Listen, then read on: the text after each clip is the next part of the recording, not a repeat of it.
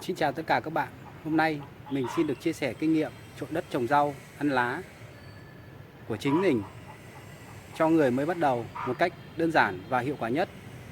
Xin mời các bạn theo dõi video clip để trộn đất trồng rau ăn lá một cách đơn giản và hiệu quả nhất. Ta cần chuẩn bị như sau: phân chuồng ủ hoai mục, mùn dừa và chấu hun. Cuối cùng là nấm đối kháng Trichoderma. Và không thể thiếu đó là đất cũ, đất hoặc đất mới lấy về. Như một công thức chung, mình trộn một cách đơn giản và hiệu quả nhất, đó là 4 phần đất, 1 phần phân chuồng, 1 phần mùn dừa, 1 phần chấu hun và một nắm nhỏ nấm Trichoderma. Một công thức rất là đơn giản và hiệu quả. Từ trước đến nay mình vẫn áp dụng, rau rất tốt và khỏe mạnh. Đầu tiên ta đánh tơi đất lại, ta đánh tơi lại đất hoặc đập nhỏ lại đất.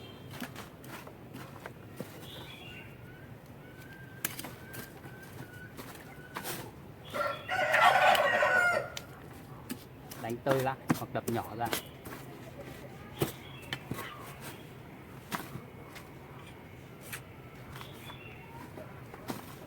Đất đã sử dụng lại rất là chắc.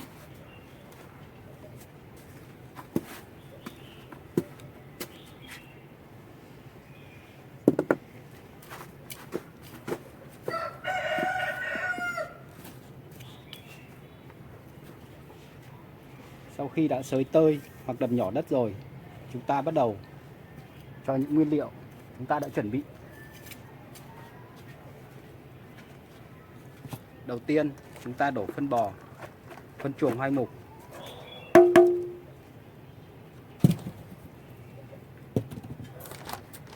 Tiếp theo cho một ít nấm Trichoderma.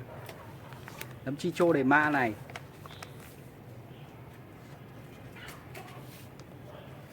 có chứa nấm đối kháng, có khả năng tiêu diệt và khống chế, ngăn ngừa các loại nấm bệnh hại cây trồng.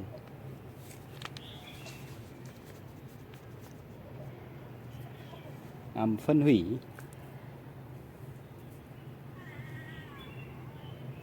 Phân và đất là những chất xác bã động thực vật.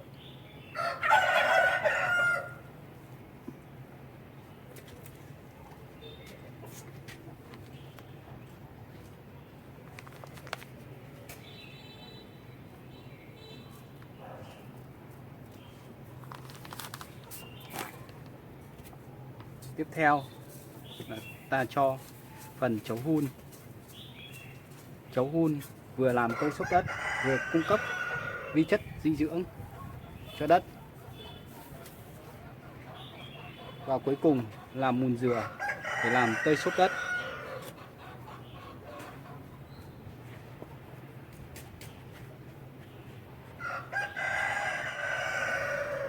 Sau đó ta trộn đều lên.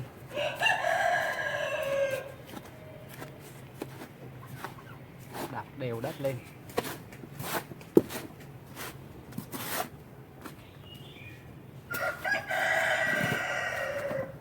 Đảo qua đảo lại. Đảo 2-3 lượt.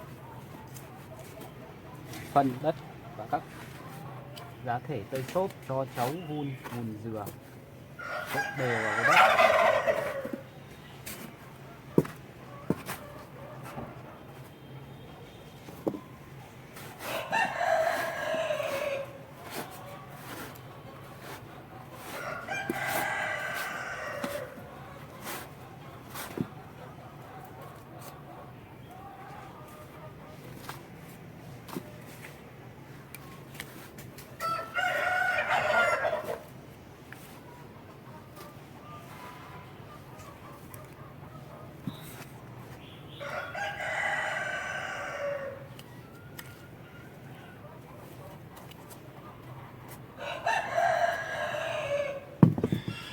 Sau khi đã trộn đều xong, đất bây giờ đã rất là tơi xốp.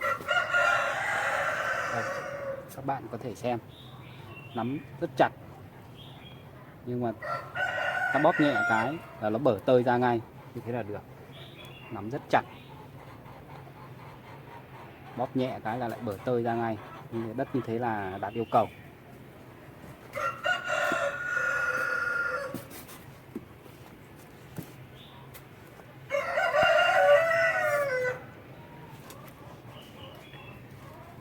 Cuối cùng ta tưới nước để giữ ẩm, tưới một chút nước để giữ ẩm.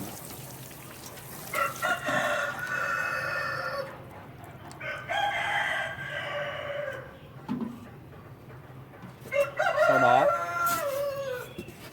đậy nắp thùng lại, ủ trong vòng 3 ngày là có thể sử dụng bình thường. Mục đích ủ 3 ngày là để phân, đất và các loại chất vi dinh dưỡng mình trộn vào nó ngấm lại vào đất để đất được tơi, nhuyễn. Mình thì mình trồng ngay cũng được, nhưng mà đất nó sẽ rất là xuồi tại vì là đất nó chưa ngấm lại chất thì đất nó sẽ xuồi.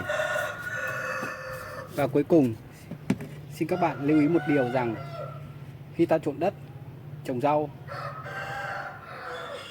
đổ vào thùng ta chỉ nên đổ 2/3 thùng chứ không nên đổ đầy. Đổ đầy về sau ta chăm bón rau, ta bón thêm phân hoặc là ta tưới nước.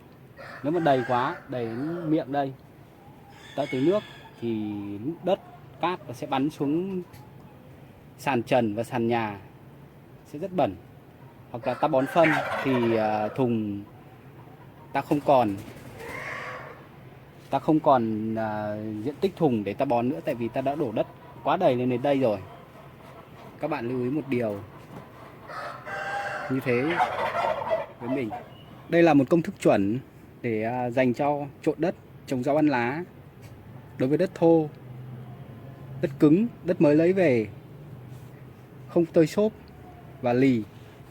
Chứ bình thường mình trồng đất đã cũ, trồng đất cũ ở nhà, khi đã thu hoạch thì nó vẫn còn một độ tơi xốp nhất định, vẫn còn những giá thể tơi xốp từ lứa trước mình trộn vào, hoặc là rễ cây cũng rất là tơi xốp. Nên mình chỉ trộn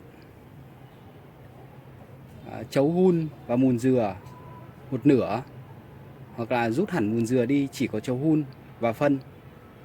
Phân thì vẫn giữ nguyên, vẫn 4 phần đất, 1 phần phân và một ít chấu hun.